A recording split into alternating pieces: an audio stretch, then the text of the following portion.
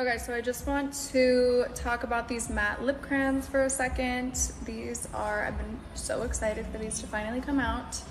They are so comfortable, so beautiful on. I am wearing Iconic Duo, which is the nude shade in the Kendall Trio, and then I'm gonna try the rest on for you guys. So, like I said, I'm wearing Iconic Duo. So pretty. Okay, so I'm gonna wipe this off and try on Low Maintenance for you guys. Okay, I didn't even get that all the way off, but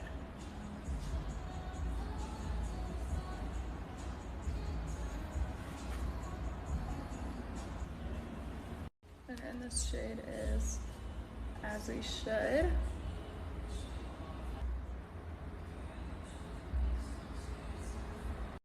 This one might be my favorite. Like, you could do it very light and kind of rub it in, or you can wear it a little heavier on the lip.